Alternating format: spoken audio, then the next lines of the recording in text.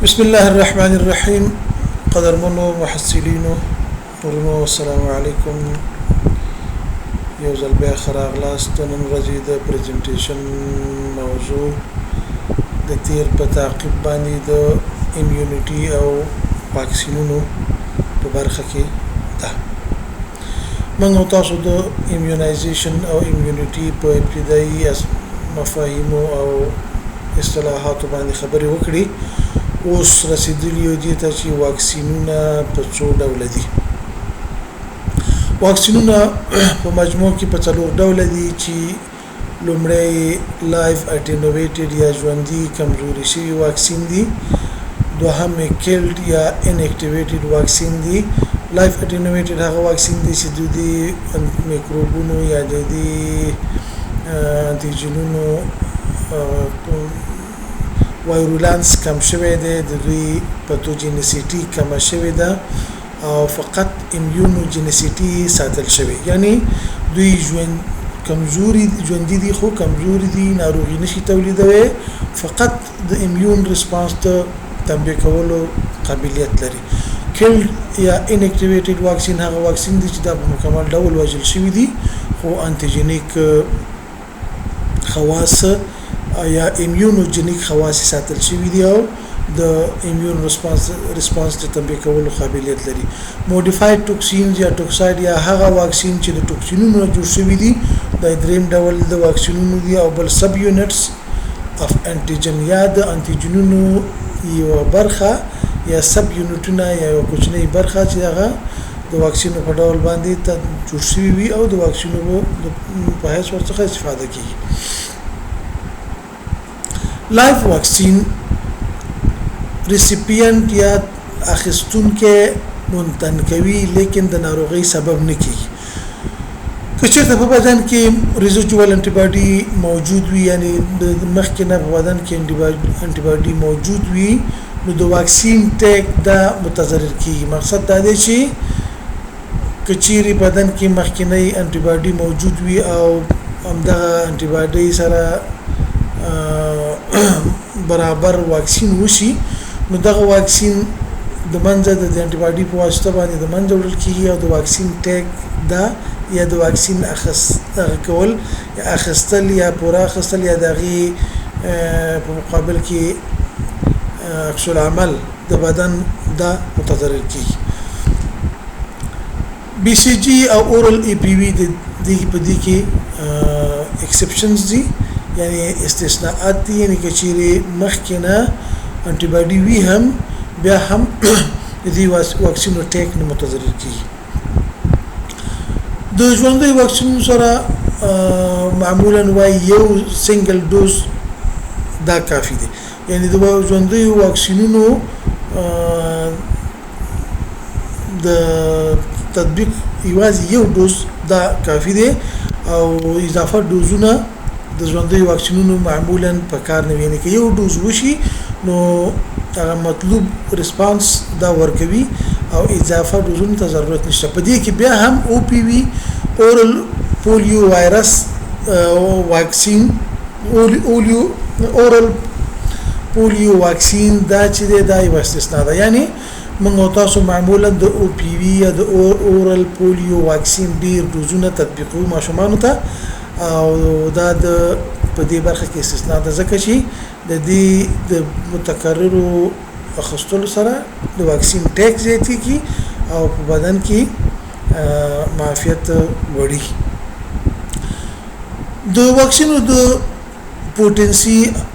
خصوصا د ژوندۍ واکسینو د پوتنسي او د قوت او د اغیز د ساتلو لپاره سټوریج او ترانسپورټیشن کنډیشن شرایط دا باید برابر وي مقصد دا دی چې د دې لپاره چې واکسین خپل اغیز وخی پورټنټ وي قوي وي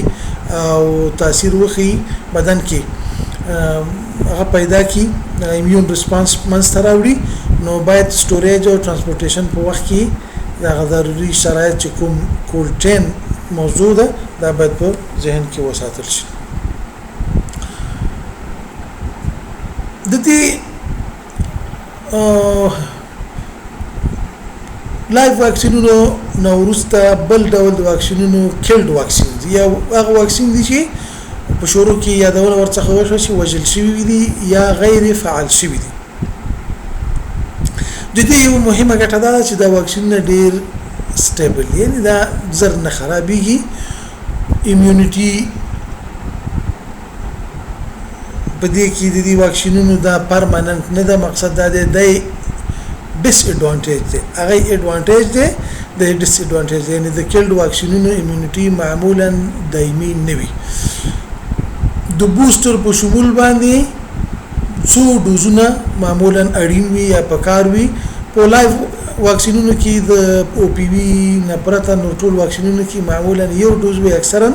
کفایت کوي. خو کیلډ واکسینونو کې معمولا څو ډوزه ملټیپل ډوزز د واکسینونو پکاريږي او د بوستر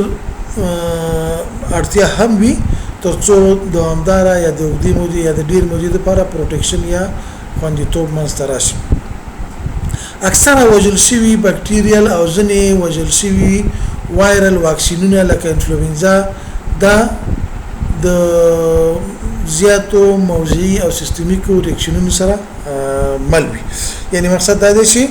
اکثرا وژل شوي واکسینونه بکټیریل او ځینې وایرل وژل شوي واکسینونه دا لوکل او سیستمیک عکس العملونه ډیر پیدا منځته راوړي. یعنی جانبي عوارض پکې معمولا په دې واکسینونو کې ډیر وي. ټوکسایډز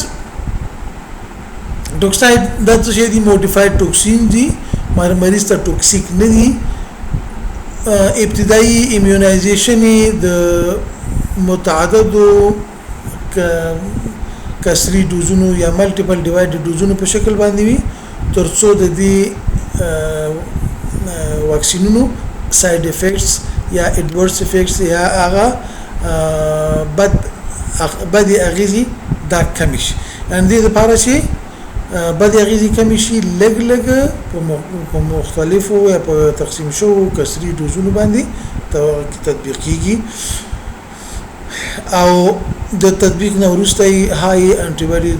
باډي لوړ ټایټرونه دا منځ راځي او د دې واکسین په ذریعہ باندې لوړ انټي باډي ریسپانس منځ راځي او د خوندي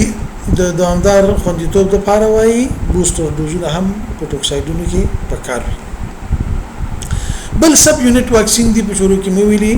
دا نان ریپلیکیټینګ انټیجن یعنی دا نه تکثر نه کوونکی انټیجنونه دي چې په دې کې کپسولر پولیساکرایډز او وایرل او بکټیریل سب یونټس شامل دي. کپسولر پولیساکرایډونه د بی سیل تنبیه کوي مستقیما او د هومورال ریسپانس د منځره تک سبب کی یعنی بی سیل تنبیه کوي او په نتیجه کې انټي باډي تولید منځته راځي. په دې کې ټي سیل هیلپر ټي سیل دا غنوي دا داخل نوي او ایمونولوژیکل میموري هم په دې واکسین په کې نوي په تطبیق کې نوي. انټي باډیګانی اکثرا چې تولیدي کې دا د آی جی ایم ټایپ نه وی آی جی په کې معمولا منځته ناراضي. د واکسینو د تطبیق په اړه ځینې اساسي اصول دي بیسیک پرنسپلز د ایمیونایزیشن دي چې دا د واکسینو د تطبیق په برخه کې باید د روغتیا پالانو او ډاکټر صاحبانو په ذهن کې باید ساتل شي دا خبرې او د دې اصول مراعات باید وشي. اول اصل دا دی چې کچیرته عین وخت کې په عین زمان کې یعنی په یو وخت کې تطبیق نشي د دوه ژوندۍ انټیجنونو په تطبیق کې بیا لږ تر لږه څلور اونۍ فاصله یا وقفه پکار ده. مقصد دا دی چې که په یو وخت کې تطبیق شي خو خطر ښه که په یو وخت کې تطبیق نشي نو بیا نو ژوندۍ واکسینونه باید څلور هفتې په فاصله سره تطبیق شي. او پی وی او ایم ام آر او پی وی او اورل ټایفاید دا استثناءات دي. مقصد دا دی چې او پی وی او ایم ام آر کې دي چې دا د کی څلور هفتې وخت ته څوکونه ګوري او دا او پی وی او اورل ټایفاید کې څلور هفتو ته ونه ګوري. نور ټول ژوندۍ واکسینونه باید یا هم زمان یو ځای تطبیق شي او یاد ده چې کله فرضاً یو تطبیق شي نو به د بل تطبیق ته باید یو میاشت انتظار وشي. وژل شوي یا انیکټیویټډ انټيجنونه دوی په عین وخت کې یا په هر وقفه کې دوی تطبیق دي شي. په دې کې کولرا او یلو فیور واکسین دا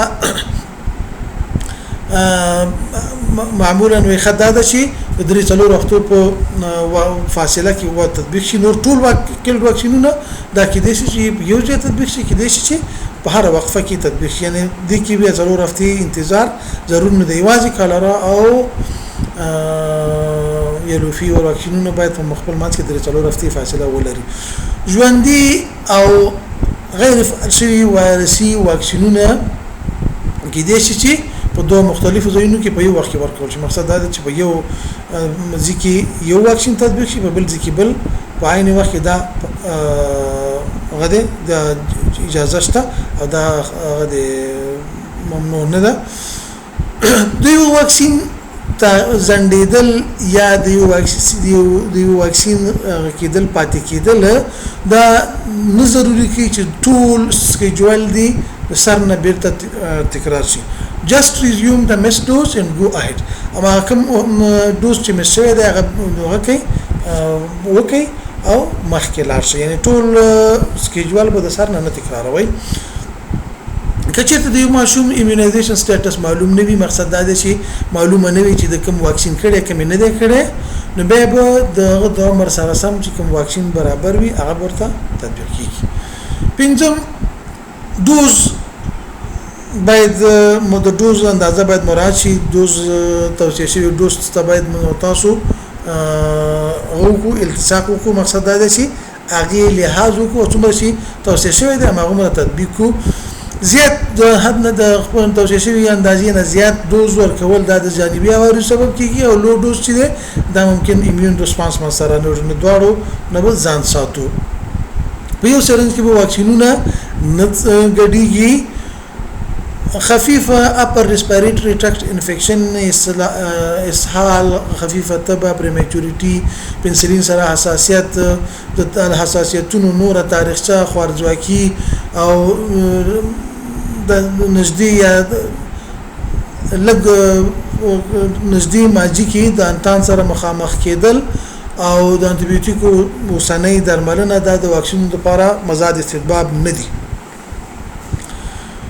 ایمیونوګلوبولینز دا د ایمیون ریسپانس په منځراته کې مداخله کوي، خصوصا د میزلز او ام ار واکسینونو په نورسته چې کوم ایمیون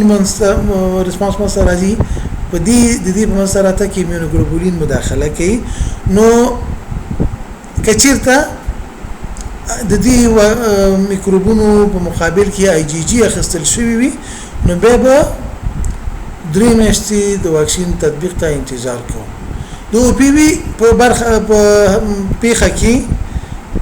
د او پی وی یلو فیور هپاتایټس بی تیتانوس او ریبیز په پیخه کې ممکن د ایمونوګلوبولین سره یو ځای واکسینونه هم وشي. یعنی دا د اغنه بیل دي د مخکنیو میزلز او ام ار برخلاف دا کې د شفاعین وخت کې هم واکسین وشي او هم ایمونوګلوبولینز ورکول شي، خو د نورو به داسې نه کیږي. کنجنیټل ایمونو ډیفیشنسي یا پیدایشي ایمونو ډیفیشنسي د لوړ ډوز سټیرویډونو سره درملنه او نور مهمه ایمونو سپریسیو ناروغاني د بي سي جي او لایف وایرل واکسینونو لپاره مزاد استحبابات دي. د هول سیل پرتوسیس واکسین د تطبیق نه وروسته د جانبي عوارضو خطرات زیات دي په انفانټس کې یا په تخونکو ماشومانو کې، خصوصا هغه ماشومان چې پروګریسیو نیورولوژیکل ناروغي ولري او هغه ماشومان چې د مخکینی ډوز په نورسته اختلاجات پیدا کړی وي نو په دوی کې به د اډورس ایونټس یا د جانبي عوارضو احتمالات پکې زیات یا خطرات پکې زیات دي. لومړی وایي چې بي سي جي واکسین بي سي جي راځبانو یو ډېر مهم واکسین دی. بي سي جي مخفف باسیلس کلمټ ګیرین یا بي سي جي دا تر اوسه پورې د توبرکلوز په مقابل کې د ټولو نه اغیزمن واکسین دی د خوندیتوب قابلیت د متغیر دی متحول دی یعنی ممکن مختلف اندازو کې وي لایف اټینویټډ واکسین دی 50 نه تر 80% پورې د میلیاري د شدید شکلونو د توبرکلوز لکه میلیاري ټي بي مننجایټس په مقابل کې دا غلري افیکاسي لري یعنی د 50 ل 80% واقعاتو کې د شدید شکلونو د توبرکلوز مخه نسی د 50% نه په کم واقعاتو کې د پلمونري ټي بي په مقابل کې دا اغیزمن دي د نورو مایکروبکټریاګانو په مقابل کې دا خوندیتوب نه ورکوي لکه لیپراسي او په ابتدایي ډول باندې سیل میډیټډ یا حجروي معافیت تنبیه کوي او د مورنۍ انټي باډي په مقابل کې یا د مورنۍ انټي باډي لخوانه د دې واکسین په مقابل کې کوم مداخله نه کیږي مقصد دا دی چې کچېرې ماشوم ته مورنۍ انټي باډي تیر شوی وي د توبرکلوز مقابل کې د توبرکلوز په ضد نو دا هم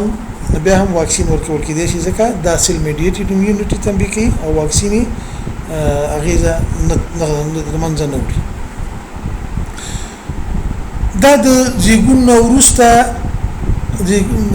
وروسته سمدستي یا لږ وروسته د غینه تطبیق کیږي او په دې وخت کې اډورس ریاکشن هم نسبتا کم دي دا واکسین په ملټي ډوز ویلونو کې دا تهیه شوی دی او د څلور د جوړولو نه د غډولو نه وروسته یا د محل کول کنسټیټیوشن نه وروسته دا تر څلورو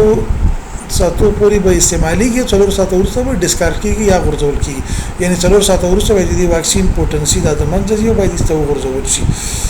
د لمر د رڼا او د حرارت مقابل کې ډیر حساس دی باید په کول چین کې وسیله وساتل شي او توصیه شوی حجم اندازه د واکسین 0.0 ملي لیټر ده په ټولو عمرونو کې په چپ اوګه کې د ډلټیوډ د انسرشن عضلې د ډلټیوډ عضلې د انسرشن سایت په برخه کې دا تطبیقيږي انټرا درمل البته سب کوټانیاس اډمنسټریشن دا د کې د لیمفادینوپاثي سبب شي نو مخد په داخل دا پوستکی په داخل کې تطبیق کوو جانبي یا بد عکس العملونه د پرسیسټنت السر یا ډیلیډ هیلینګ څخه د یو اپسیلیټرل یو طرفه یا اکسیلری یا سرویکل لیمفادینوپاثي څخه او نادر حالاتو کې د ابسي او ساينس فارمیشن څخه عبارت یعنی دا کې دي چې دغه جانبي عوارض د واکسین تطبیق نه وروسته ولیدل شي کې دي چې هغه مریضان چې یا ماشومان چې سیویر ډیفیشنسي د سیلولر ایمیونټي ولري هغه کې د ډیسمینیټډ ناروغي سبب شي یعنی توبرکلوز پکې منځته راوړي اکثره ماشومان د واکسین د تطبیق نه 4 یا 12 هفتې وروسته ممکن د توبرکولین ټیسټ په مقابل کې مثبت عکس العمل ښکارا کی مقصد چاته چې دا واکسین وشي 4 ل 12 هفتې وروسته کې ورته توبرکولین ټیسټ وشي نو هغه کې مثبت راځي نو هغه به د ناروغي نه خني بلکې د واکسین په مقابل کې د انټي باډي د منځراتګ یو نه خبره پولیومیلایټس واکسین یا د پولیو واکسین واکسین نوم چې معلومیږي د پولیو ناروغي په مقابل کې جوړ شوی دي دوه ډوله واکسین دي یو لایف اټینویټډ او پی اورل پولیو واکسین دی چې د ساک په ذریعہ باندې جوړ شوی دي پوښتنه او بل کېلډ یا انیکټیویټډ انجکټیبل پولیو واکسین دی چې دا د صابین په واسطه باندې جوړ شوی دي یا منځته راوړل شوی دي دا یو ټرایوالنت مستحضر دی چې درې ډوله پولیو وایرسونه لري چې پولیو وایرس ټایپ 1 ټایپ 2 او ټایپ 3 څخه عبارت دي دواړه واکسینونه د پارالایټیک ډیزیز ناروغي د فلجي ناروغي په مقابل کې ښه خوندیتوب ورکوي او په ټولنه کې د ناروغي د په کنټرول کې ښه رول ادا کوي اورل پولیو واکسین دوه څاڅ کې په اکثرو هیوادونو کې دا توصیه کیږي او په مختلفو متعددو ډوزونو باندې د ان ای ډي په شمول د کمپاینونو په شمول ورکول کیږي کله چې تطبیق شي وایرس کولمو ته ځي او ولته مخاطی حجري منتن کوي او په مخاطی حجرو کې د ایمیون ریسپانس سبب کیږي چې د همدغه ته د واکسین ټیک ویل کیږي مختلف ډوزونه د دې واکسین ځکه پکار دي چې یو خو ممکن کولډ چین کې څه مشکلات وي خللونه پکې وي او واکسین صحیح ساتل شوی نه وي نو که یو ډوز یو ځل واکسین کمزوري وي بل ځل یا صحیح نه ساتل شوی بل بخوي یو بل دا چې نور انټیرووایرل انټسټینل انفیکشنز ممکن د واکسین په ټیک کې مداخله وکړي او معافیت په کافي اندازه باندې په یو ډوز باندې منسره نشي نو هم دې لپاره ډیر ډوزونه تطبیق کیږي بل اسهالات کې د شماشومانو کې د واکسین دومره وخت واکسین ته ورنږي چې هغه کلمو پورې ونخلي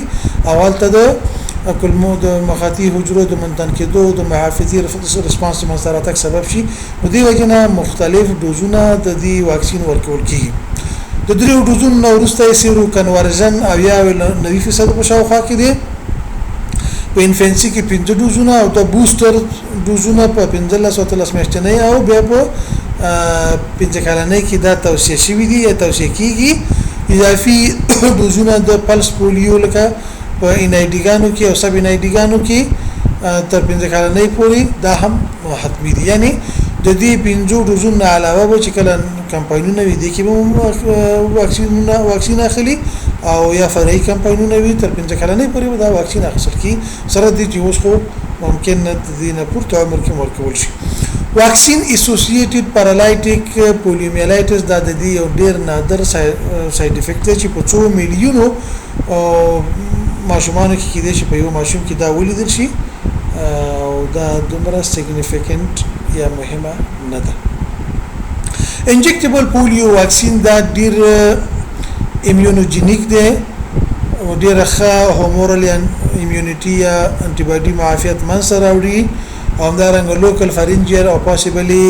احتمالاً انټسټیل ایمیونټي هم تنبیه کوي مقصد انټي باډي تولیدم ته تنبیه کوي او په